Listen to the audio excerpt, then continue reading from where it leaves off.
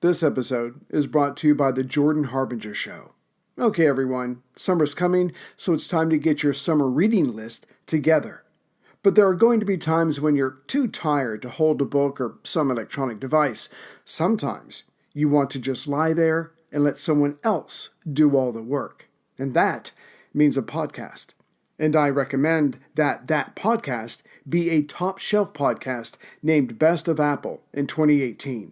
One that brings on fascinating people, athletes, authors, and scientists, to mobsters and spies. I'm talking about, of course, the Jordan Harbinger Show. Either entertain me or inform me, and that's what Jordan does with each and every episode. Let me recommend 2 specific episodes to you.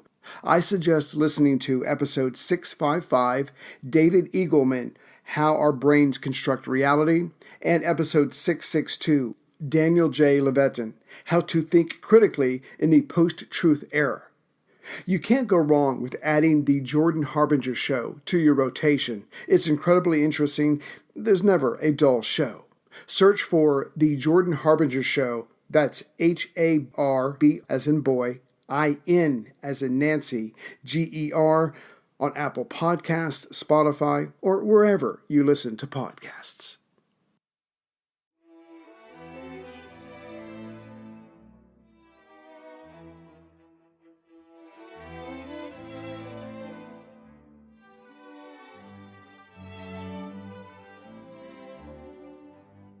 Welcome to Pax Britannica.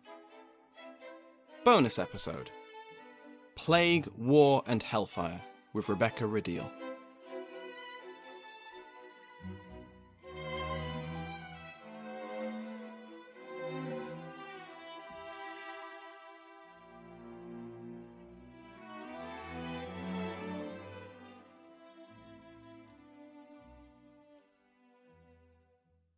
Today, I'm delighted to speak with Rebecca Rideal. Rebecca is, well, what isn't she? She's a historian of the Stuart dynasty and 17th century Britain, completing a PhD at Royal Holloway. She's an author, and her book, 1666, Plague, War and Hellfire, is just as amazing as you'd expect with a title like that. Her next non-fiction work, God's Throne, is expected out sometime in 2021 or 2022. She's produced history documentaries. She's a podcaster, hosting Killing Time with Rebecca Rideal, a wonderfully macabre history podcast. And she's the founder of HistFest, the public history festival. Rebecca, thank you so much for joining me. Oh, well, thank you for having me. And I feel that's a really nice introduction. I think you should introduce my everyday now, please. That would be great. So, 1666 is brilliant, in a word. I bought it at the start of lockdown because, unfortunately, it's awfully relevant all of a sudden. Yeah. I read it, and I loved it, and I jumped at the chance to have you on to talk about it. So the subtitle of 1666 nicely divides the book into 3 themes. Firstly, there's plague.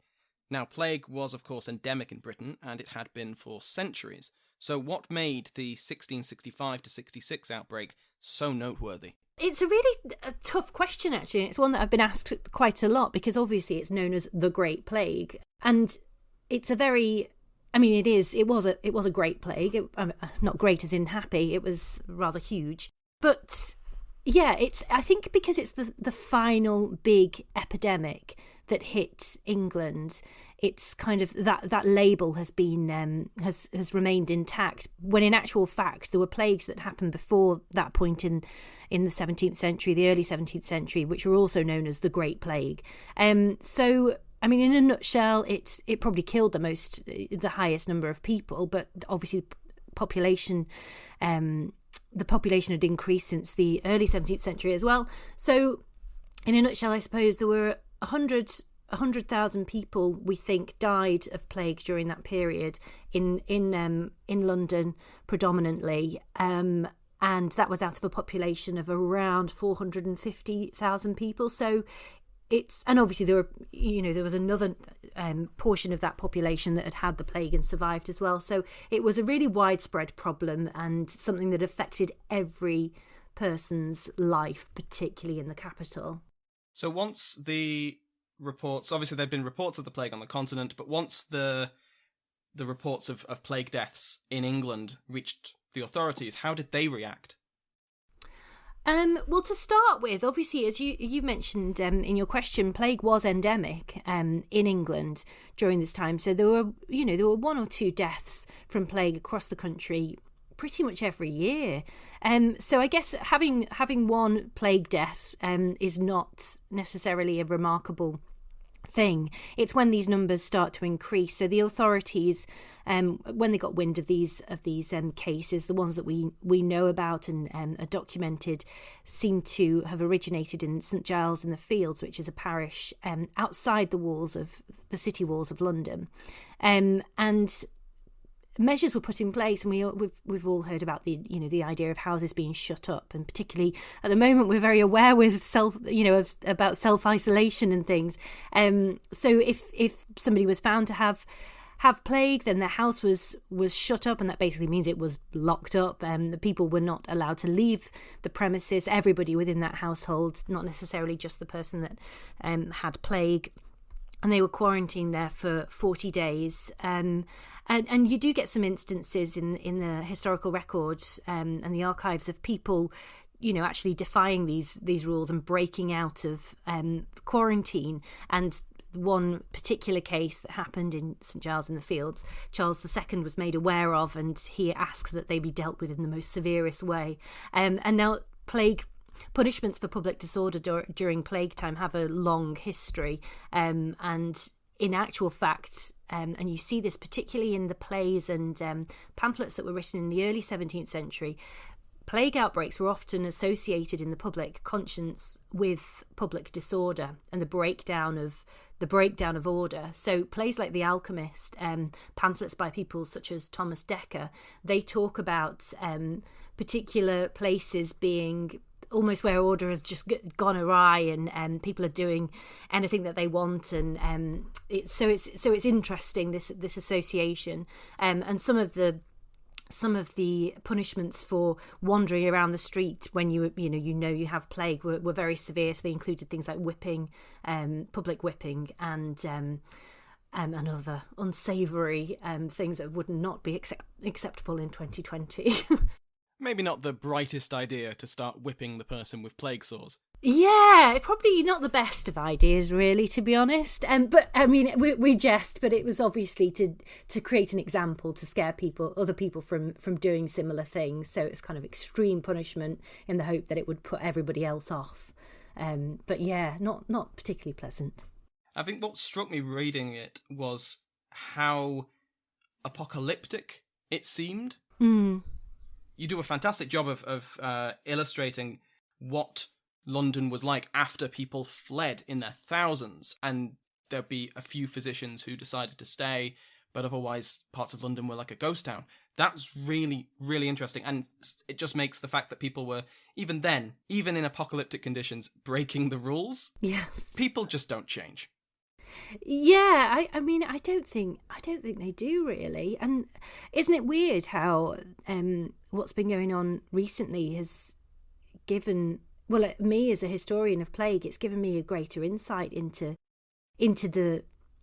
how people must have been feeling and thinking that I just did not appreciate beforehand. The process of doing the same things every day. So early on in lockdown, when I was getting shopping, like lots of people, I was making sure I was sanitizing my hands after putting the shopping away and all of that. And then it made me reflect on the processes in place during plague time, because people believed then that vinegar would prevent the spread of the miasma, because plague was believed to have been spread by miasma, which, if you're not aware of, it kind of is a Galenic theory that means that things are spread by bad air. There's good air and there's bad air, and bad air carries disease and contagion. So they used vinegar on letters as they were being posted to different places in the city. And it was just a process of using vinegar. And it just makes you think these kind of like mundane everyday things that you get so used to, you don't really appreciate how much of a toll they actually do take on your day. And it did make me think about the things like putting vinegar on letters and stuff. So the war of Plague War and Hellfire is, of course, the Second Anglo-Dutch War. Can you go into a bit more detail about why that war broke out? So the Second Anglo-Dutch War, as is implied by its title, was the second of three actual wars between the English and the Dutch Republic. Now, there's lots of reasons for the various causes of each of the three individual wars, but one common theme throughout all of them is that they were wars about colonialism, I suppose, and trade wars, and trying to get monopoly on certain places, key locations along the West African coast, and then simultaneously along the American coastline as well. They were locked into the slave trade, particularly the Second Anglo-Dutch War, which, even though it broke out in 1665, there had been tensions and mini kind of skirmishes, I suppose, in 1664. A man named Robert Holmes, who features in the book, and I won't give too much away about him, but he is basically a horrible man. So he was in charge of raiding several bases along the West African coast to try and take control, so that they could then control the trade with West Africa.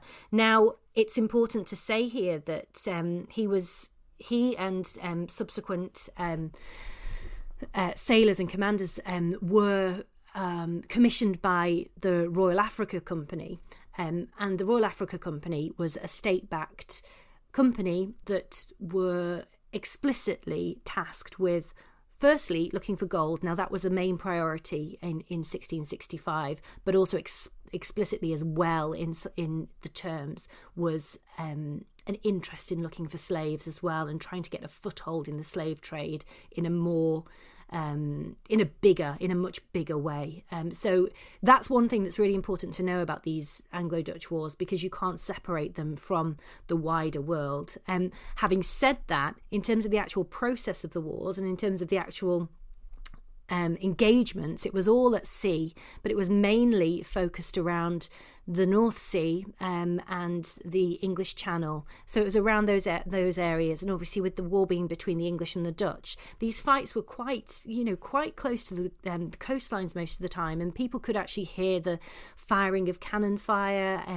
They gathered news very quickly, because you'd have these huge warships, which would carry hundreds of men on board, but then you'd have these smaller little boats that were tasked with coming back and forwards with supplies, but also taking back information to the mainland, which would then be carried probably by a messenger, which was usually an aristocrat, to be honest, but a young one. The Earl of Rochester, famous now for writing dirty poetry, was engaged in these wars, and he often played messenger. But they would bring back information that would then be taken to the king and the City of London, where they could assess how things were going. So these were naval. It was a naval war, with most of the battles fought at sea. But it was a really big deal at the time, and these wars have kind of been forgotten, I think, possibly because there aren't any recognisable heroes on the English side. So obviously with Trafalgar and the Napoleonic Wars, we do think of Nelson. He's a big name that we can remember, but with the Anglo-Dutch Wars, we don't really have the same kind of figure during this time, which is quite possibly a good thing. But there still were events which caught the public eye at the time and are still memorable today. Yeah, so obviously, there was probably 5 or 6 main battles that took place. One of the earliest ones, the Battle of Lowestoft, was a victory for the English, and boy, didn't they like talking about it. It was an early victory, and the Duke of York, James, the Duke of York, who was Charles II's brother and was also the future James II, he was in charge of this battle, and it was as I said, it was a victory. He was very close to death during this time, because there were cannons being fired left, right, and centre, and people next to him had their bodies torn apart and perished as a result of the war, and he managed to survive. So that was a major battle that stayed in public imagination, and there were portraits and paintings made afterwards commemorating the commanders that had been in charge. There were another series of battles as well, but then I think the most famous one in terms of impact and posterity is perhaps quite possibly the raid on the Medway, which actually happened in 1667, and this was where the Dutch actually invaded England and took away the prize warship, the Royal Charles, and you can still see part of it in a museum in Amsterdam today. So despite some early victories, the war as a whole doesn't go well for the English. So what was the legacy of the Second Anglo-Dutch War? The legacy is, again, another tricky one. It was unfinished business. The First War was unfinished business because nothing was actually resolved. They might have won the war, but there was still the wider issue of the wider world and the lust for gold and the money that could be accrued with slaves. I mean, that was a continuing situation globally. So it doesn't matter if you win a war when you're in a commercial rivalry with another country, because that rivalry is still going to be there. And that's why we see a series of 3 wars break out. The third one, the actual events that led up to war and the battles that followed, was more political, and it was more down to Charles II doing deals with Louis XIV in France. And he kind of so there's this daft rule that any ship that goes along the Channel has to salute to an English warship. I mean, it's ridiculous. It's a kind of ego thing on the English part. So Dutch ships, I mean, most people largely, adhered to this rule. Dutch ships, French ships, they would salute the English ships. But Charles knew this, and he sent a ship that wasn't technically a warship, so it didn't technically have to be saluted. But he sent a ship, more like a boat actually, into a melee of Dutch ships, and they didn't salute, and he used this as an act of war and started a war with the Dutch. But it was all down to politics and rivalry between Louis XIV and the Prince of Orange at the time as well. So, I mean, they're all complicated, but as I say, they're all mainly rooted in commercial rivalry and the politics of power on the northern continent as well. So that's the war polished off? Yep. So what about Hellfire? The Great Fire of London, the incredibly famous event where Samuel Pepys buried his cheese. That's the one thing that everyone seems to know about it. But could you give us a brief rundown of the fire? How did it begin? How long it burned? What kind of damage did it cause? Okay, so the fire broke out in early September of 1666, and we know this story from school. We all know what happened. It broke out in Thomas Farriner's bakehouse. Whether it was he who had left his oven on, or whether it was his daughter, I don't know. I would like to think it might not have been him actually, but anyway, we don't know. So the fire broke out. It spread very quickly along Pudding Lane. The measures that could have perhaps prevented it spreading were not put in place straight away, and these measures included pulling down surrounding houses. And this was a tried and tested method. It worked. If you had a fire, you create a fire break to pull down the houses around it, and it will stop the spread. But the Lord Mayor, the Mayor of London, he didn't do this. And there are various reasons why. Firstly, he was slightly inept. But secondly, he didn't own the buildings. They were owned by external people, and London was a city of landlords and tenants. So even if he'd been able to get hold of the people that were living in the house at the time and in time, they wouldn't have been able to give him permission to pull these buildings down. So that didn't happen. So the fire spread very quickly along Pudding Lane, then made its way down towards the River Thames and along along Thames Street.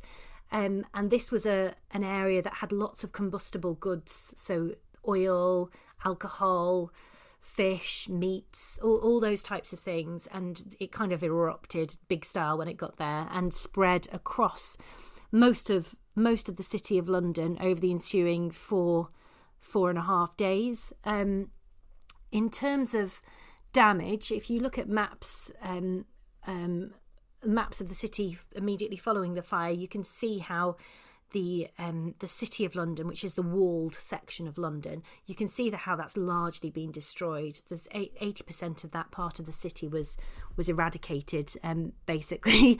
And yeah, I mean, it was a really traumatic event for everybody that was witnessing it. Samuel Pepys in his diary gives a really vivid account of the progress of the fire, including all the different buildings and significant buildings for people living in the city at the time that were being destroyed.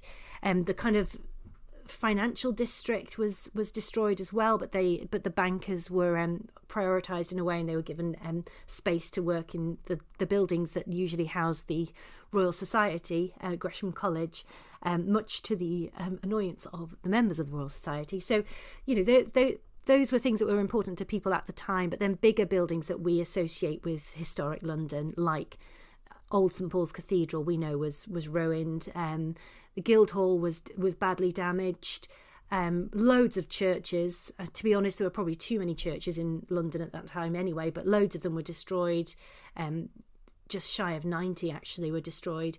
And then also buildings that we may have slightly forgotten about today. So Baynard's Castle, which was a massive building on the riverfront, which had been there for hundreds and hundreds of years, and it was a significant location that was destroyed as well. So it did feel apocalyptic, and you mentioned that word before, but it did feel that way to the people witnessing the fire at the time, and the way that it's been described as, as it's almost supernatural, the way the fire was progressing and the shapes that it was creating in the sky. I actually found, reading 1666, that much like when you're describing the spread of the plague, when you're describing the Great Fire, it was just so engaging. I couldn't put the book down.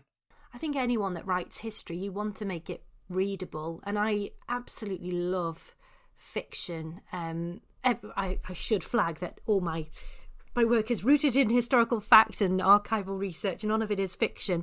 But I like looking for those things that can draw people in. So, if there is any small reference to what was going on visually, I like to include that, because I think it helps to paint a picture of big events in people's minds. Because things like a great plague and a great fire, they're things that most of us will never experience. And even now, with coronavirus, we feel like we've lived through a large scale epidemic, and we have, but it's nothing when you compare it to the Great Plague. Absolutely nothing. When you think of the sheer number of, the sheer proportion of people that were dying as a result of the Great Plague, it's something that's almost unimaginable. And the same goes for the Great Fire of London. To see an entire city burn, who will experience that? It's not something that we can really imagine. Perhaps war zones, there'd be comparisons there, but it's these were huge events in people's lives, and they did look to they looked to God and religion to try and make sense of it. What had they done to cause these things? What were they being punished for? Whose fault was it? I think if you can make it visual, I think that's an important thing when writing history. I think what also helps keep the reader engaged, and it certainly kept me hooked, was the way the book follows certain individuals. You have Pepys, of course, but you also write about other people who haven't left the same mark on history that Pepys did. One group you look at are a merchant family who plan to marry their daughter to the son of another family, but then that son dies in the plague, and so his younger brother takes his place. And you just follow these two families through this absolutely calamitous couple of years, and it really brings home the reality of these events. Yeah, and I think the family you're referring to, the Mitchells, I confess, I found them. This is the thing: when you're writing about the Restoration, you are blessed with Samuel Pepys's diary. Like you cannot ignore the richness of that source material. You cannot be complacent when you're thinking about your own period, when you know that you've got Samuel Pepys as a source for Restoration London, because he gives such a great guided tour of the city. But it's important to remember that it's through his eyes, and his eyes were his eyes. He's not typical of that time, and you should never think that one person is typical of any time, because we're all different. We're all individuals, and we've all got our own flaws and interests and passions. So it's always important to remember that, because it's such a rich source that you could be tempted to rely too much on that. But what Pepys does offer is hints and clues about other people's lives that are lower down the social order. So the Mitchells do pop up in Pepys's diary, and you can use his references to unravel their life stories. So as soon as I got the names from his diary, I was then able to go into the parish records and see what else I could find out. I was then able to look through Early English Books Online, which is a great online resource which does what it says on the tin. It has all the books that were printed and published that we found and we know about online. So I could see what books might have been sold in the, from the Mitchells or any other, other merchants that were living and operating in London at that time that may have been mentioned in passing in Pepys's diary. So it's detective work. But then, as a historian, it is all detective work, isn't it? And that's part of the joy of doing it. But if you can shine a light on quote unquote ordinary people's lives, then I think it helps create a better picture of what the world might have been like, rather than just looking to a couple of high profile individuals.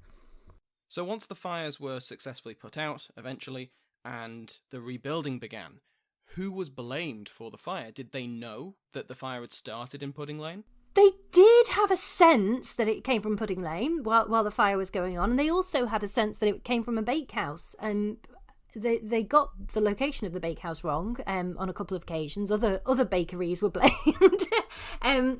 But yeah, they did know where the epicenter was. They certainly knew that. But there was also a feeling, and you see in the descriptions of the Great Fire, there was a feeling that it was an act of arson as well. And to be perfectly honest, you can kind of understand why these rumours were going round. Firstly, they were at war. That England was at war with the Dutch and also the French. I mentioned the French before, but they were at war with the French technically as well, because the French were on the Dutch side due to an earlier agreement. That's very complicated. But so there were natural foreign enemies to be fearful of. But then the way that the fire progressed, huge chunks of debris were flying through the air and landing quite far away from where they'd broken away. So it did seem as though the fire was breaking out in multiple locations, and it didn't quite make sense how that could be happening. But obviously there was a strong wind blowing across the city, so this probably helped these pieces of debris fly further than they would have done ordinarily.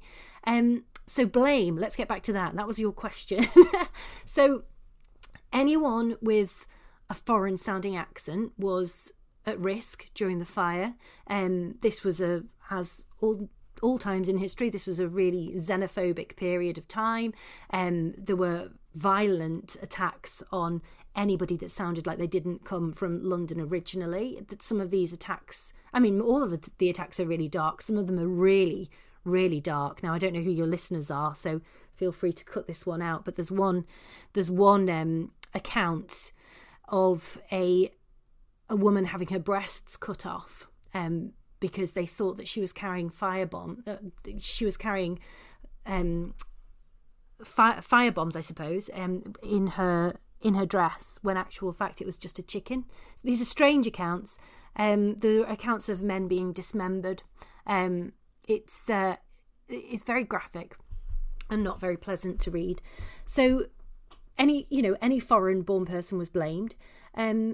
More broadly, people blame themselves. As I said before, they were looking to God and to religion and thinking about what they might have done themselves to cause this punishment, and they included the three things. They included the war, the Great Plague, and the Great Fire of London in their sins. They were seen as three parts of the same thing, and there were various reasons for this blame as well. So that it was either them sinning personally. It was Charles II whose court was being licentious and sinful, or it was perhaps punishment for the regicide of Charles I, which had happened a decade or so earlier.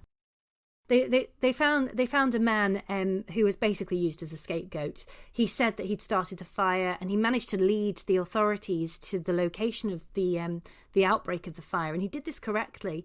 But looking back at the records now, it seems as though he was probably at sea at the time that the fire broke out, so he didn't do it. Why he confessed, I don't know. You often get strange confessions in history, don't you? For crimes. I'm not sure whether. Yeah, we don't know why he confessed to that, to starting the fire. But in any case, he was tried, found guilty, and executed as a result. Thomas Fariner got off scot-free. He was fine. He carried on trading afterwards. So yeah, I mean, but then people were still thinking about the fire for a long time after. It was something that stayed in people's minds. Pepys, in his diary, talks about having nightmares about the fire as well. It was a really formative and monumental episode in the lives of pretty much anyone that lived through it. One of the things that I do remember from school, and it's quite striking considering the scale of the fire, but famously, only a few people are officially on the death toll. Yeah. As I've learnt in your book, that's not necessarily the case, is it? No, and I do think if anyone tells you they know how many people died during the Great Fire, they're lying. Because we can't know, we cannot know. And even just going through the records myself, like, you can see there are themes that don't make sense. The number of elderly people dying in the week of the fire, for example, shoots up. So it doesn't make sense. And then there appear to be no, in other records there are no deaths of small children that week. Well, that doesn't make sense because they're always there. So if they're not present in the records, where are they?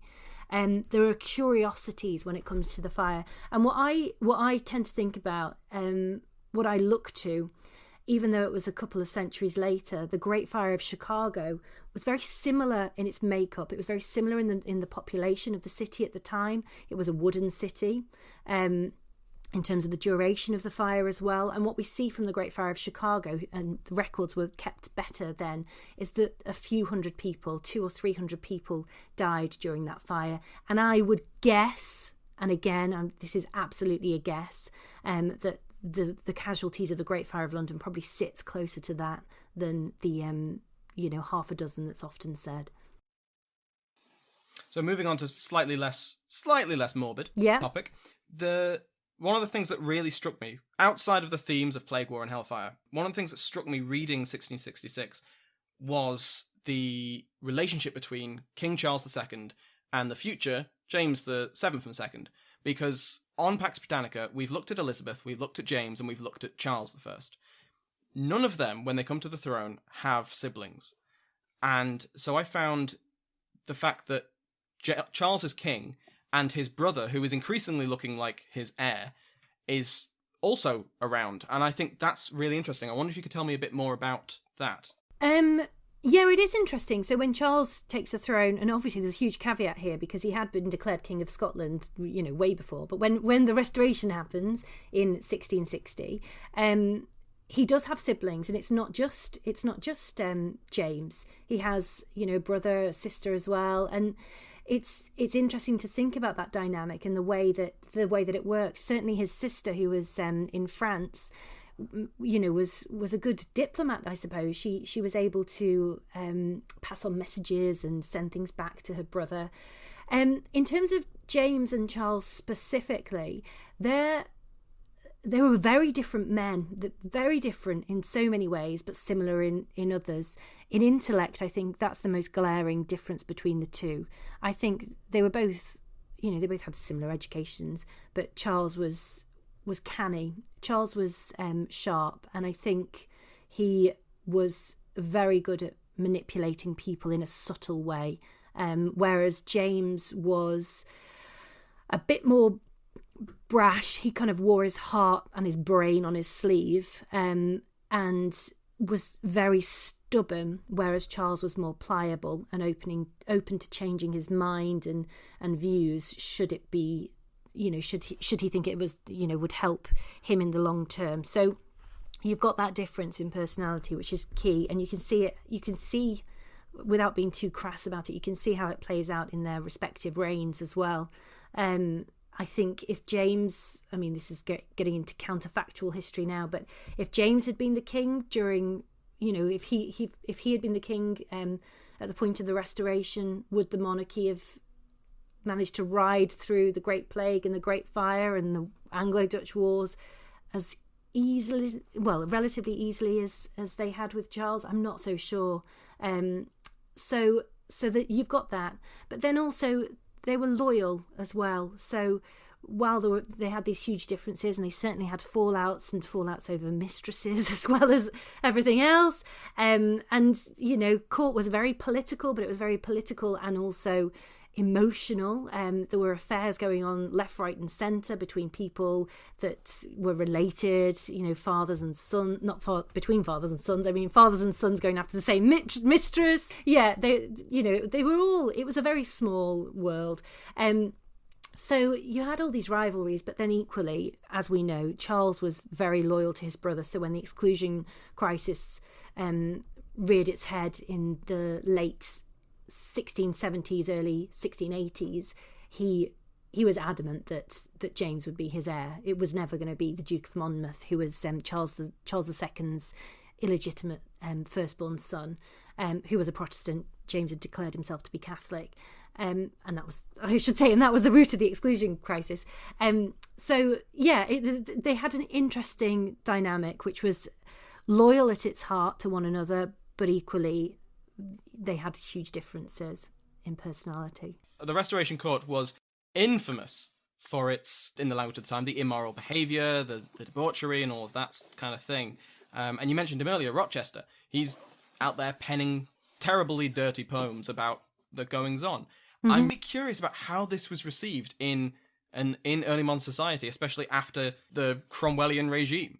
Yeah, I think what we often do is we separate periods from one another too severely. There's a tendency to separate 1660 from 1659. So there were lots of threads that ran through, even from Cromwell's time. Lots of culturally, London didn't change overnight, and it didn't change that much in some respects as well. But in terms of a royal court with, that was flaunting affairs quite openly, that was new. That was a fresh development. Obviously, kings throughout and queens throughout history had affairs. They'd had love affairs, and they'd done things that may have been viewed as immoral at the time.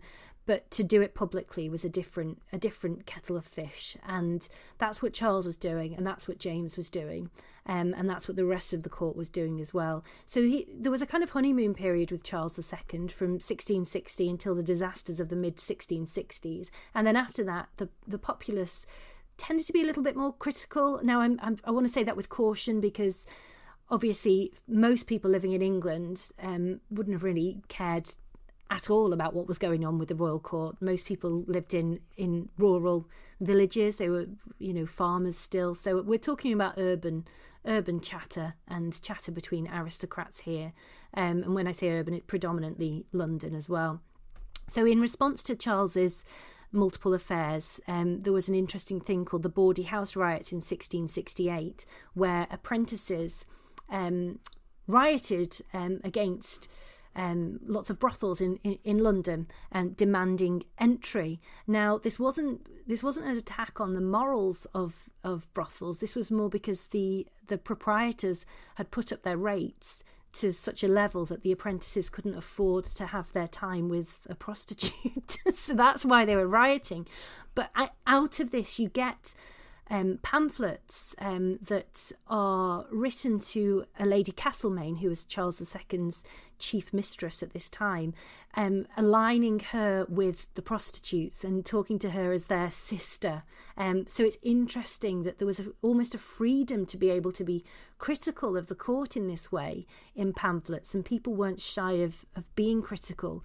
Now, I think, that you still had to be cautious because you were criticising the king, but one person that was able to get around this, and I think it's a really interesting example, was, as you said, the Earl of Rochester, because he was on the inside, but he was able to be critical as well. And now we often just think of his poetry as dirty poetry, and in truth, a lot of it actually is. But it was satirical as well, and I think that's something that we need to remember.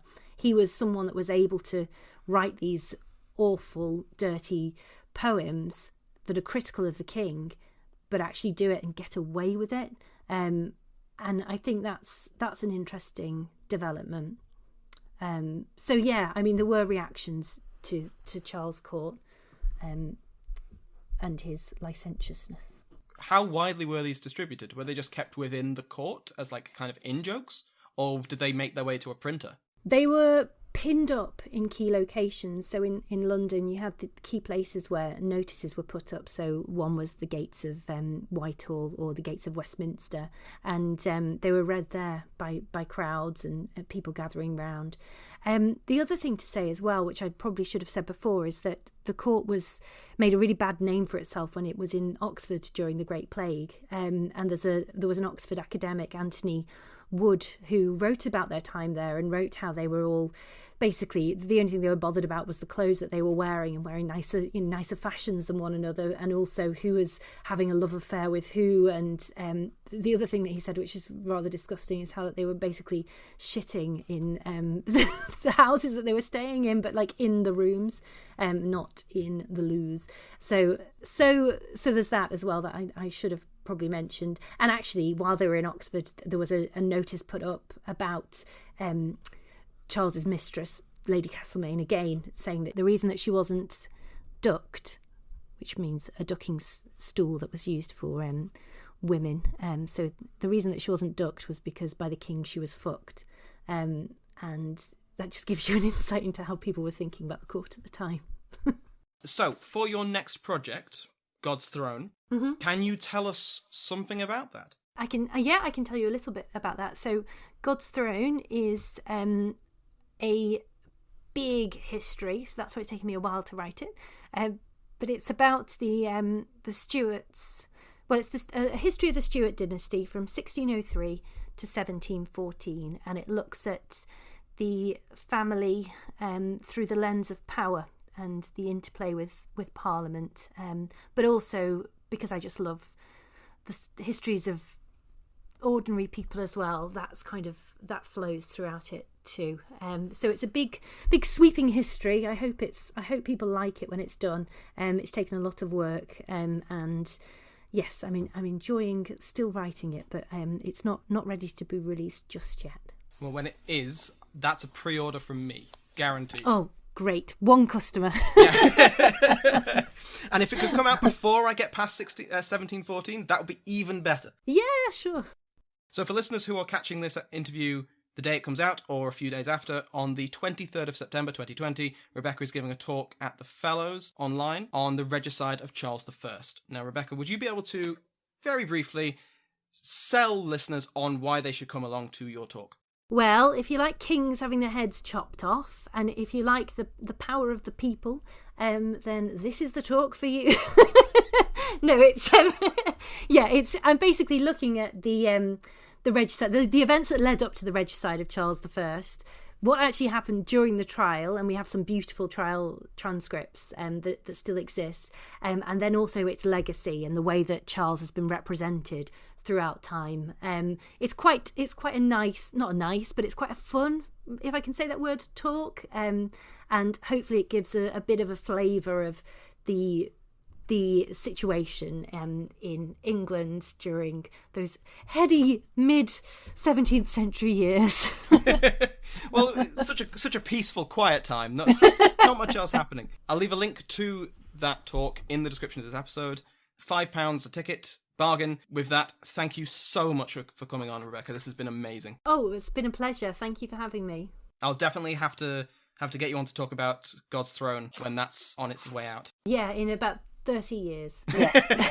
Okay. Thank you so much, Rebecca. Thanks. Thanks again to Rebecca Rideal for coming on to speak with me. You can find 1666, Plague, War and Hellfire at all good bookshops, and I'll leave a link in the description to this episode. There's so much more in 1666 that we didn't talk about. The important role of espionage and spycraft during the war, the diplomatic games played between the belligerent powers, the flourishing theatre culture, the lawless wasteland of post-fire London, with its ruins and cellars full of murders in the dark, and how modern London could have looked vastly different. With Christmas on the horizon, 1666 might just be the perfect gift for someone you know. I wholeheartedly recommend it for anyone interested in the period, or just for those who'd like a reminder that no matter how terrible things may seem, it could always be worse. There will also be a link to register for the Regicide talk for £5, which again is on the 23rd of September at 6 p.m. British summertime. If you're not able to make it, or you're only hearing this after it's happened, then you can also purchase the recording of the event for only £3. It promises to be a fantastic event, and if there's any questions you wish I'd asked Rebecca now, there's your chance. Thank you to my House of Lords, which has a new face in Yannick, Viscount Stiller. A veteran peer, Christopher Burton, has ascended the social scale and is now the Earl of Worcester. They are joining my royal favourites, Andrew Shoemaker and Mike Sanders, the Duchess of Devon, Michelle Gersich, the Royal Headsman, executed today, the Duke of Clarence, Rory Martin, the Duke of Ormond, Brendan Bonner. Thank you to my entire House of Lords, and to you for listening.